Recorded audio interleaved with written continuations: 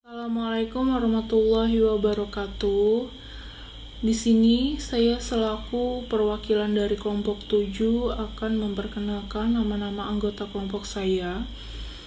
Yang pertama yaitu saya sendiri, Firliana Lestari. Anggota yang kedua yaitu Putri N.K. Komalasari. Anggota yang ketiga yaitu Salsabila Nata.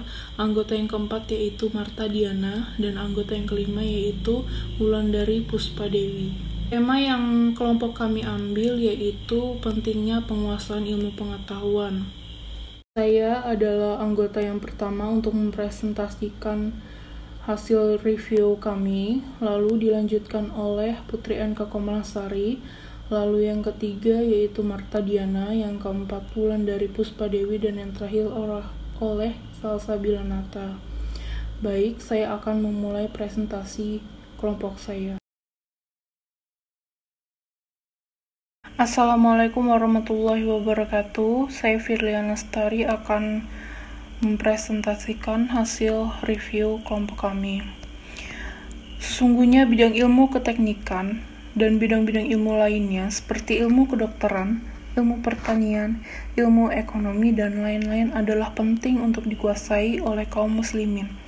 Tanpa adanya penguasaan ilmu agama, semuanya itu akan sia-sia saja.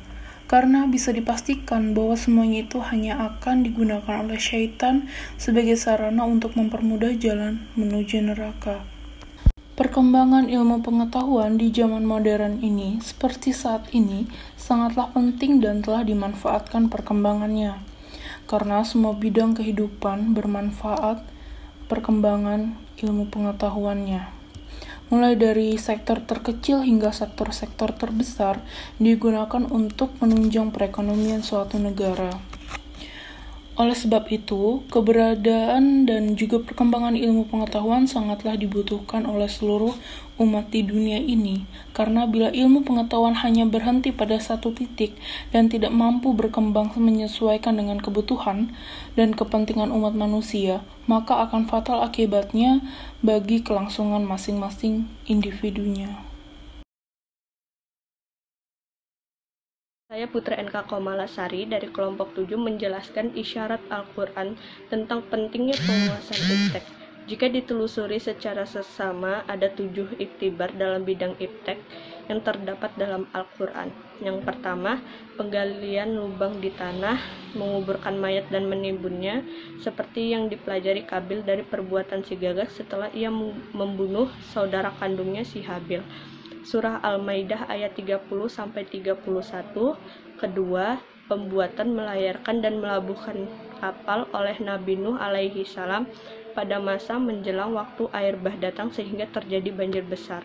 Nabi Nuh dan umatnya yang setia selamat dari banjir besar tersebut. Surah Hud ayat 36-44. Ketiga, menyucikan, meninggikan pondasi dan membangun Baitullah oleh Nabi Ibrahim alaihi salam dibantu oleh Ismail. Surah Al-Baqarah ayat 124-132. Keempat, pengelolaan sumber daya alam dan hasil bumi oleh Nabi Yusuf. Surah Yusuf ayat 55-56. Kelima, pelunakan besi dan pembuatan baju besi, serta pengendalian dan pemanfaatan bukit-bukit dan burung-burung oleh Nabi Daud. Surah Al-Anbiya ayat 80 dan surah Sabah ayat 10-11.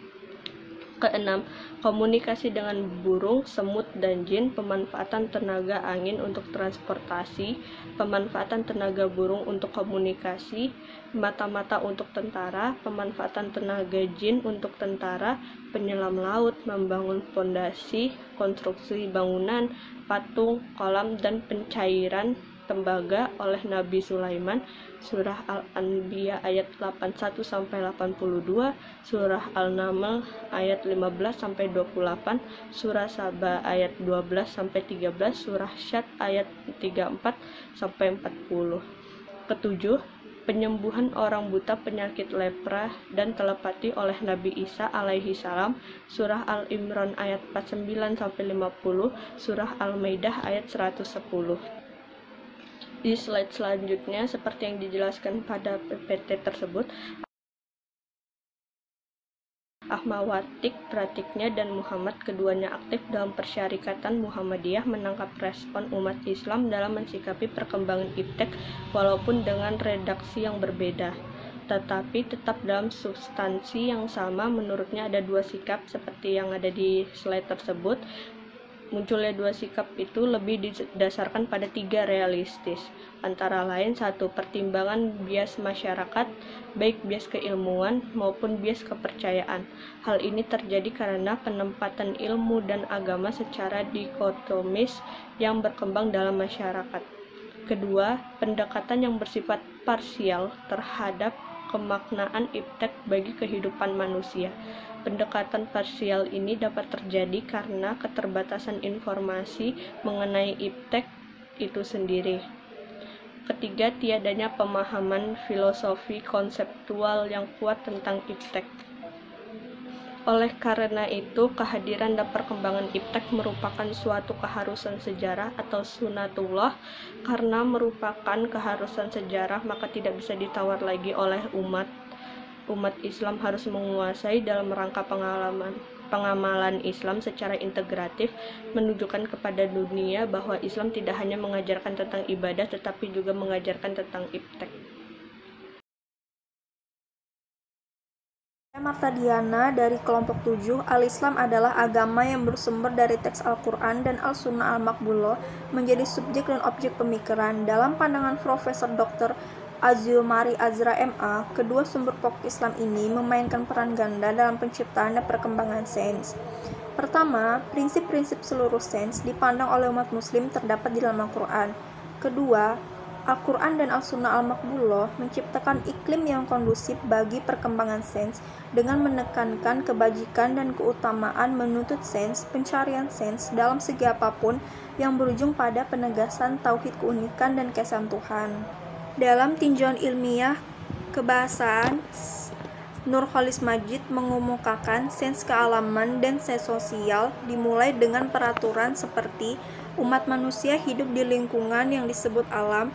Alam adalah akar kata dengan ilmu, juga dengan kata-kata alamat atau pertanda, juga terkandung di dalam ayat.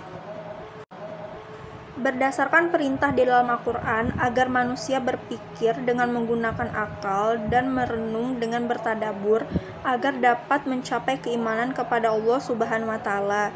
Sains adalah sebuah kemestian bagi manusia yang mempunyai fungsi landasan karakter. Perkembangan sains seperti itu adalah bahwa dalam Islam selama periode kemunduran intelektualisme Romawi dengan kebangkitan Eropa, berbagai cabang sains murni seperti alam, fisika, sosial, dan humaniora.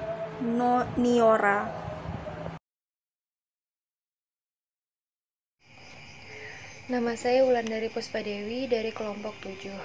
Al-Quran dan Al-Sunnah Al-Maqbulah menciptakan iklim yang kondusif bagi perkembangan sains dengan menekankan kebijakan dan keutamaan, menuntut sains, pencarian sains dalam segi apapun, berujung pada penegasan tauhid dan keesaan Tuhan.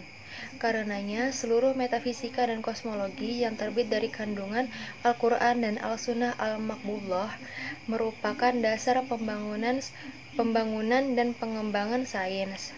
Sumber pokok ini, singkatnya, menciptakan atmosfer khas yang mendorong aktivitas intelektual dalam konformitas dengan semangat Islam.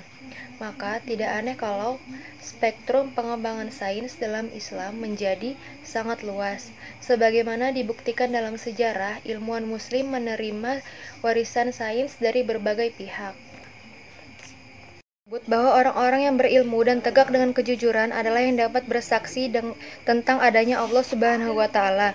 Al-Quran juga menyebutkan bahwa hanyalah orang-orang yang berilmu, yaitu mereka yang memahami dengan baik alam lingkungannya, yang benar-benar dapat meresapi keagungan Tuhan dan bertakwa secara mendalam. Maka dengan sains yang ditegakkan di atas kejujuran, orang akan semakin bertakwa. 2. Model klasik Islam, medieval, dan kontemporer. Menurut Makdisi dan juga Said Hussein Nasir, hanya di beberapa madrasah-madrasah saja, khususnya di Persia atau Iran, yang mengajarkan beberapa bidang sains yang diharamkan pada madrasah-madrasah Sunni, seperti filsafat dan sains eksakta, sampai pada masa-masa lebih belakangan. Kemajuan peradaban Islam berkaitan dengan kemajuan seluruh aspek. Apabila bagian-bagian besar sains dimakruhkan, maka terciptalah kepincangan yang giliran mendorong terjadinya kemunduran peradaban Islam secara keseluruhan. Di era modern saat ini, strategi reorientasi pemikiran mengenai humaniora maupun eksakta menjadi keniscayaan guna menyongsong peradaban gemilang dan sehingga kaum muslimin memperoleh predikat khaira ummah dan kafah. Dengan pendekatan sains dalam pandangan Islam bersumber pada ayat kauniyah dan kauliyah atau teks Al-Quran dan Al-Sunnah Al-Muqbulah. Keduanya menjadi subjek dan objek pemikiran yang pada giliran dapat lebih mendekatkan takarub illa Allah.